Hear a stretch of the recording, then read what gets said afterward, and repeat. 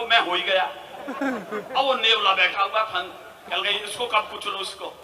सामने वाले लड़ाई दिखा वो दिखाता और नहीं, दोनों को बांध के फिर झोली में धर लेता है। लेकिन यदि आज हमने झोली में धर लिए तो वो लिफाफे भी झोली में धर लिए जाएंगे। तो इसलिए मैं वो लिफाफे धरे नहीं जाएं, तो मैं इस बड़े नेवले को बुलाना चाहता हूं। ये समझ लीजिएगा, इस देश में गीतकार और याचक की स्थिति में ज्यादा अंतर नहीं था। मेरे मंच के लोग जानते हैं। क्या बात। हाथ जोड़कर 2 लाइन लिखी है, सुन लीजिएगा। इतनी दीनहीनता के साथ इस देश में गीतकार कविताएं पढ़ रहे थे। उस समय एक गीतकार छोटे से कस्बे से, पिलखवा से, जिस ज्यादा लोग जानते भी नहीं होंगे। आज तो नोएडा में वो कई करोड़ों की बिल्डिंग में रहता है, लेकिन उस पिलखवा से वो निकला और अर्जुन की तरह अपनी अक्षौहिणी सेना के सामने अपनी धनुर्विद्या का प्रदर्शन करते हुए जिसे गीत को सर्वोच्च पद पर स्थापित कर दिया। उस अकेले कवि का नाम है डॉक्टर कुमार विश्वास। पहली बार जब भी गाडरवारा आऊं तो पिछले 2-2.5 दशकों से हमारे बौद्धिक सत्संग, लंबी फोन वार्ताएं, सुख दुख के समय की चर्चा और अब अध्यात्म की चर्चा के मेरे अत्यंत आत्मीय मित्र, वैविध्यपूर्ण अभिनय के महारथी आशुतोष भाई की इस जन्मभूमि को प्रणाम करता हूं। इसमें कि राम हुए कि नहीं हुए, 30 साल तो सुप्रीम कोर्ट में चलता रहा और आप 3 दिन तक हंसेंगे मेरी अगली टिप्पणी पर। आखिरी दिनों में जब ये मुकदमा था, उन्हीं दिनों रामनवमी की छुट्टी पड़ गई।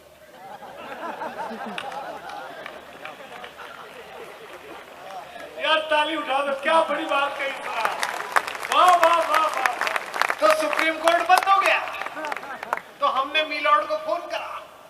मैंने कहा हुजूर अगर नहीं हुए थे तो छुट्टी क्यों हुई, और छुट्टी हुई है तो हुई होंगे। राम पर मुकदमा चल रहा है भाई। ओहो सुनिएगा, राम जंगल गए इसलिए क्योंकि वनवास मिला। सीता क्यों गई कि देवों का दुनिया का सपना। क्या कहने गाडरवारा वालों, मैं आपको जुमले सुनाकर रात निकाल सकता हूं, लेकिन अगर ग्राहक देसी घी खाने वाले हो तो डालडा नहीं परोसना चाहिए। मुझे बाध्य मत करो, मैं कविता नहीं सुना रहा हूं, मैं अपनी आरती सुना रहा हूं। तो वाह कम मत करो, तालियां कम मत करो। सुनो और सीता जी क्या कहती हैं। मेरी माएं बैठी हैं, भाभियां बैठी हैं, बेटियां बैठी हैं कि देवों का दुनिया का सपना तुमने मान लिया था अपना।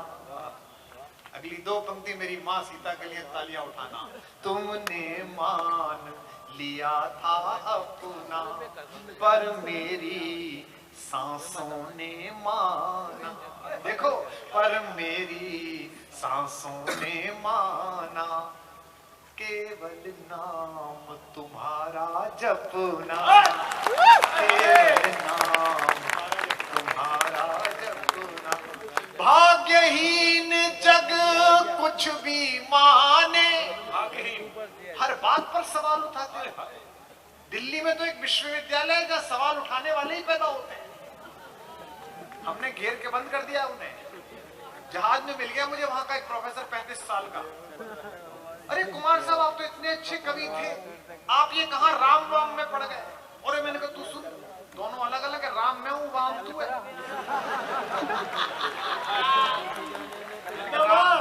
राम वाम मत बोले तू। बोले नहीं नहीं मैं तो आपको बड़ा पढ़ा लिखा और बौद्धिक आदमी मानता था। आप ये क्या सुना, लेके बताइए वो कैसा भगवान है जो सोने के हिरण के पीछे भाग लिया, उसे पता ही नहीं था सोने का हिरण नहीं होता। मैंने कहा यार तू चुप बैठ, आराम से यात्रा कर। उदय जी उसका 10-15 मिनट बाद उसका एक 1.5 साल का बच्चा पीछे से आया, उसकी पत्नी की सीट पीछे थी। आगे आके अपने बाप से बोला पापा चूचू आ रही है। तो प्रोफेसर अपने बच्चे से बोला अच्छा मेरे बेटे को चूचू आ रही है। तो मैंने कहा आप क्लास इसी भाषा में पढ़ाते हो। बोला नहीं नहीं वो तो मैं बच्चे का मन रखने के लिए अभिनय कर रहा हूँ। मैंने कहा जब तू अपने बच्चे का मन रखने के लिए अभिनय कर रहा है तो हमारा परम पिता भी हमारा मन रखने के लिए अभिनय कर रहा है।